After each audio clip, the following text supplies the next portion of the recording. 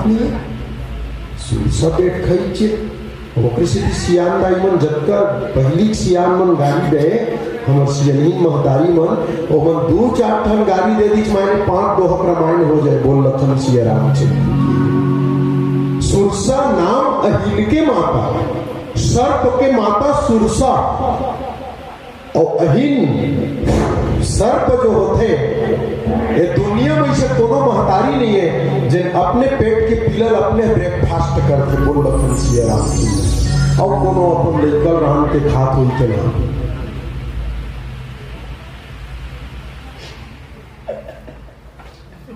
निगा कोना पर लेकर निगा कोना पर लेकर फरहार कर ही खाई और तू कोनो खात होते कोई नहीं खा। लेकिन ये सर्प ऐसे योनि है ये दुनिया में सृष्टि में कीड़ा मकोड़ा से लेके कोई भी जीव जंतु अपन जो पैदा करे है वो पुत्र के लिए बेटा हो या बेटी कनवा रहा चाहे फोरवा अपन लड़का सब लोग थे। लेकिन ये सांप ऐसे जिन अपने लिए कबर सर्पनी ऐसे महतारी है जिन अपने लिए कबर मैया है अंडा में तब तक सुरक्षित है और अंडा से बच्चा बनते छोटे से पिलवा सांप निकलते। हाँ तो वो ओके में गबर गबर खाते बोला बेट खाई है तो है ना नीगा बोल कहानी के हैं जबकि लिखा है करके बेट खाई भर खाई ऐसे की थे भाई खाई सुर्पनखा पूरा रावण के कुल सुधा जबका भाई भतीजा सब लोग खा दीजिए।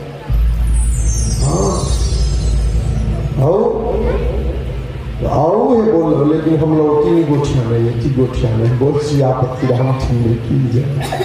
प्रविशी गरल सुधा ये सुरसा जहर है जिन हनुमान जी के लिए अमृत के तुल्य काम करेंगे। अब वो तो खाऊ कहा से लेकिन नहीं खाए और वही आशीर्वाद दे राम काज सब करी हो तुम बल बुद्धि निधान आशीष दे गई सो हर्षि चले हनुमान लखन सिया रामचंद्र की जय।